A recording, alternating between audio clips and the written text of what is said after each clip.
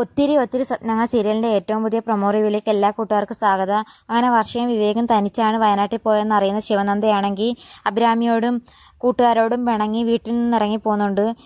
അഭിരാമി എന്തെല്ലാം പറഞ്ഞ് ശിവനന്ദയെ വീട്ടിൽ പിടിച്ചു നിർത്താൻ നോക്കിയെങ്കിലും ശിവനന്ദ ഒന്നും കേൾക്കുന്നില്ല.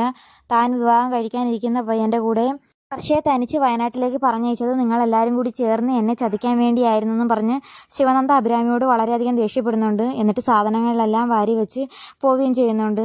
ഈ സമയമാണെങ്കിൽ അഭിരാമി വളരെ വിഷമത്തിൽ അഞ്ജുവിനോടും രാഹുലിനോടും വിളിച്ച് കാര്യമെല്ലാം പറയുന്നുണ്ട്. അഞ്ജുവും രാഹുലിൻ്റെയും കാര്യം അറിഞ്ഞതിലല്ല ശിവനന്ദയ്ക്ക് ഏറ്റവും കൂടുതൽ ദേഷ്യം വർഷയും വിവേകും തനിച്ച് വയനാട്ടിൽ പോകാതെ അറിഞ്ഞപ്പോഴാണ് ശിവനന്ദയ്ക്ക് ഏറ്റവും കൂടുതൽ ദേഷ്യം. എന്തായാലും ശിവനന്ദയ്ക്ക് വിവേകിൻ്റെ കാര്യത്തിൽ അല്പം പൊസസീവ് കൂടുതലാണെന്ന് അഭിരാമി പറയുന്നുണ്ട്. ആ സമയത്ത് അഞ്ജുവും രാഹുലും ഇത് കേട്ടിട്ടൊന്ന് ഷോക്കാവുന്നുണ്ട്. അഞ്ജുവും രാഹുലും വിചാരിച്ചത് അവരുടെ വിവാഹക്കാര്യം അറിയുമ്പോഴാണ് ശിവനന്ദ ഏറ്റവും കൂടുതൽ ദേഷ്യപ്പെടുന്നതെന്നാണ്. ഇത്രയും നാൾ മറച്ചു വെച്ചിരുന്നതെല്ലാം അറിയുമ്പം ശിവനന്ദ എന്തെങ്കിലും രൂപത്തിൽ ദേഷ്യപ്പെടുമെന്ന് വിചാരിച്ച ശിവനന്ദയ്ക്കാണെങ്കിൽ അത് യാതൊരു പ്രശ്നവുമല്ല. എന്നാൽ വിവേകിൻ്റെ കാര്യത്തിൽ ശിവനന്ദയ്ക്ക് വളരെയധികം പൊസസീവ്നെസ് കാണിക്കുകയും ചെയ്യുന്നുണ്ട്. അങ്ങനെ ഈ സമയമാണെങ്കിൽ വിവേകും വർഷയും വയനാട്ടിൽ നിന്ന് തിരിച്ചു വരുന്ന സമയത്ത് വഴി ഒരാളോട് ചോദിക്കുന്നുണ്ട്. എന്നാൽ അയാൾ വഴി തെറ്റിച്ച് പറഞ്ഞു കൊടുത്ത കാരണം ഏതോ ഒരു കാട്ടിൽ ചെന്ന് പെട്ടതിന് തുല്യമായിട്ട് അവരവിടെ നിൽക്കുന്നുണ്ട്.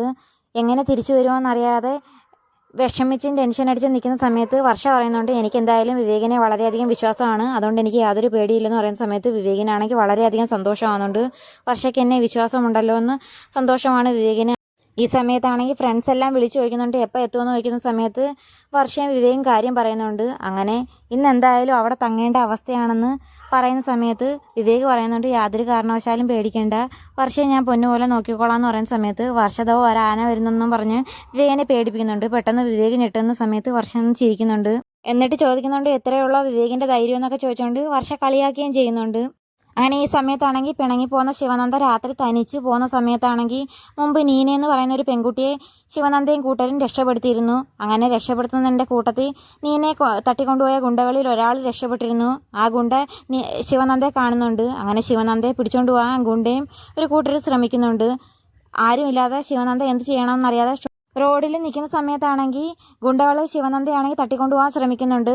മുമ്പ് NGK മീഡിയയിലൂടെ ന്യൂസ് കൊടുത്ത് അവരെ പോലീസിനെയും കൊണ്ട് പിടിപ്പിക്കുകയും ചെയ്തതിൻ്റെ വൈരാഗ്യം എല്ലാം കൂടി ശിവനന്ദയെ തീർക്കാൻ ശ്രമിക്കുന്നുണ്ട്. ഈ സമയത്താണെങ്കിൽ അഭിരാമി എല്ലാ കാര്യങ്ങളും പോയി വസുന്ധരയോട് പറയുന്നുണ്ട്. വസുന്ധര ഇതെല്ലാം കേൾക്കുന്ന വസുന്ധര ആകെ ഒന്ന് ഷോക്കാവുന്നുണ്ട്. വസുന്ധരയും അഭിരാമിയും മറ്റുള്ളവരും എല്ലാവരും കൂടി ചേർന്ന് ശിവനന്ദയെ രക്ഷപ്പെടുത്തുമെന്ന് തന്നെ നമുക്ക് പ്രതീക്ഷിക്കാം. അപ്പോൾ വീഡിയോ ഇഷ്ടമായ ചാനൽ സബ്സ്ക്രൈബ് ചെയ്യാനും സപ്പോർട്ട് ചെയ്യാനും മറക്കല്ലേ കൂട്ടുകാരെ.